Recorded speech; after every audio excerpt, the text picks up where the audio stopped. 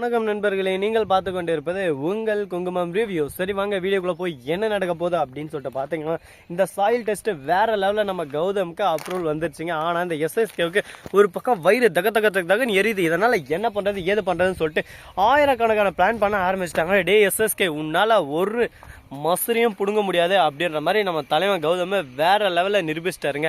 இதுக்கு மேலே எஸ்எஸ்கேவால் ஒன்றுமே பண்ண முடியாது. ஏன்னா அவனோட பாத்திரம், இல்லீகல் காசு, இல்லீகல் சொத்து எல்லாமே நம்ம கௌதம் கிட்ட.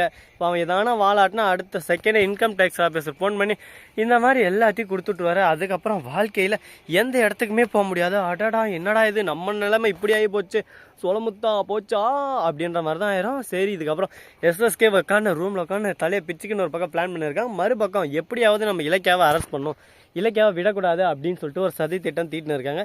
இலக்கியாவை எப்படா பிடிக்கலாம் அப்படின்னு சொல்லிட்டு இளநீர் கடைக்கெல்லாம் போனது உங்களுக்கே எல்லாமே தெரியும். ஆனால் இதில் ஒரு சிக்கல் என்னன்னு சொல்லிட்டு பார்த்தீங்கன்னா, இளநீர் கடை வீட்டுக்கு போனால் அவங்க வந்து இப்போ சொந்த ஊருக்கு போயிட்டாங்கன்னு சொல்லிட்டு சொல்லிடுறாங்க. சொந்த ஊர் விசாரிச்சுன்னா அங்கேயே போகிறாங்க. அதுக்கு முன்னாடி நம்ம இலக்கியா முந்திக்கிட்டு அங்கே போயின்னு இருக்காங்க. ஏன்னா நம்ம ஜானகி ஃபோன் பண்ணி ஆல்ரெடி இன்ஃபார்ம் பண்ணிட்டு இருக்காங்க. இந்த மாதிரி தாம்மா இப்படி இப்படி இப்படி அப்படி அப்படி எப்படி வீட்டில் பிரச்சனை நடந்துன்னு இருக்குது, நீ தாம்மா உன்னை காப்பாற்றிக்கணும், வேறு வழி இல்லைம்மா இலக்கியா அப்படின்னு சொல்லிட்டு சொல்ல, நீங்கள் கவலைப்படாதீங்க தான், நான் எல்லாத்தையும் பார்த்துக்கிறேன்னு சொல்லிட்டு நம்ம இலக்கியா ஒரு பக்கம் வேகமாக போகிறாங்க. அங்கே போயிட்டு அவங்கள ஒரு பக்கம் யாருக்கும் தெரியாத ஒரு இடத்துக்கு ஷிஃப்ட் பண்ணிடுறாங்க. வேற லெவல் இது. இந்த மாதிரி யாருக்குமே நடக்காதுங்க. ஆனால் நம்ம இலக்கியாவுக்கும் நடக்குதுங்க. இலக்கியாவுக்கும் கௌதமுக்கும் இப்போ லக்கி காலம் ஆரம்பிச்சிச்சிங்க. இதுக்கு மேலே ஒரு பிரச்சனை இல்லை.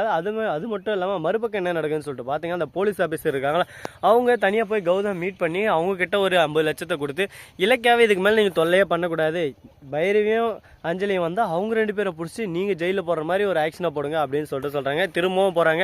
என்ன மேடம் என்ன ஆச்சு, அந்த இளநீர் கணக்கான பிடிக்கணும்னு சொல்லிட்டு செம்மாவே இங்கே உட்காந்து இருக்கீங்க, எங்கே போலையா அப்படின்னு சொல்லிட்டு கேட்க, என்னம்மா உன் இஷ்டத்து கம்பி கட்டுற கதையெல்லாம் சொல்கிறேன், என்னாச்சு ஏதாச்சு, இதில் ஆடியாமெல்லாம் ஒன்றும் இல்லை, உன்னை நம்பி எப்படிமா நம்ம கேஸ் ஏற்றுறது, குத்துக்கல்லாட்டு நல்லா தான் இருக்கிறோம், வயிற்றுல குழந்தை நல்லா தான் இருக்குது, சரி எந்த டாக்டர் கிட்ட பண்ணால் எங்கே பண்ணால் சரி சொல்லு, இல்லை நீ வா வேறு ஹாஸ்பிட்டல் போய் நம்ம செக் பண்ணிவிட்டு அதுக்கப்புறம் அந்த கேஸுக்கு வரலாம் அப்படின்னு சொல்லிட்டு சொல்ல, உடனே பார்க்கணுமே பதட்டத்தில் அப்படியே பக்கு திக்குன்னு அடிச்சது ஒரு பக்கம். ஐயோ என்னடா இது, நம்ம இலக்கியாவுக்கு ஆப் வைக்கலான்னு சொல்லிட்டு போனால் இந்த போலீஸ்கார் அவனை நம்மளுக்கே ஆப் வைக்கிறாங்க. உடனே அந்த இடத்துலேருந்து டக்குன்னு லவேஸாக அப்படியே சும்மா எஸ்கேப் ஆயிடும்னு சொல்லிட்டு எஸ்கேப் வராங்க. அந்த பக்கம் போய் பைரவி இருந்து, என்ன அஞ்சலி இது என்ன நடக்குது, எனக்கு அந்த ஒன்று ஆண்டி புரியல, திடீர்னு இலக்கியாவுக்கு சப்போர்ட் பண்ணுறாங்க, இலக்கியா எதனா மாயம் பண்ணாலும் மந்திரி பண்ணான்னு சொல்லிட்டு தெரியல அப்படின்னு சொல்லிட்டு குழப்பத்தில் குழம்பி போயிட்டு நடு தெருவில் நிற்கிற மாதிரி நின்று இருக்காங்க. அந்த இடத்துக்கு எஸ்எஸ்கே மாஸ் என்ட்ரி கொடுக்குறதோட மட்டும் இல்லாமல், என்ன உங்களுக்கு ரிவீட் அடிச்சிட்டாங்களா அப்படின்னு சொல்லிட்டு கேட்குறாங்க. என்ன சொல்கிற எஸ்எஸ்கே அப்படின்னு சொல்லிட்டு கேட்க, அது வேற ஒன்றும் இல்லை,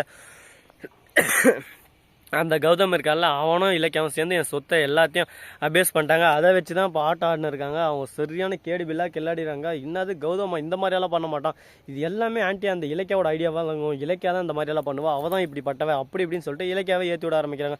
இவளுக்கு வேறு வேலையே இல்லைங்க, எப்போ பார்த்தாலும் நம்ம இலக்கியாவை நோண்டின்னு வம்பிழுத்துனே இருக்காங்க. இவளை ஃபஸ்ட்டு அடித்து உள்ள தள்ளணும், அப்போ தான் எல்லாருக்கும் ஒரு நல்ல காலம் விடிவு காலம் பிறக்கும். ஸோ நண்பர்களே, இந்த வீடியோ பிடிச்சிருந்தா லைக் பண்ணுங்கள், கமெண்ட் பண்ணுங்கள், ஷேர் பண்ணுங்கள், டிண்டிங் பெல்லை தட்டி விட்டு போங்க. அப்போ தான் நான் போகிற அடுத்த வீடியோ உடனுக்குடன் நோட்டிஃபிகேஷன் வந்து கொண்டே இருக்கும். மிக்க நன்றி, தேங்க்ஸ் ஃபார் வாட்சிங், டாடா, see you, நன்றி, வணக்கம், மதனம் வருக தருகேன்.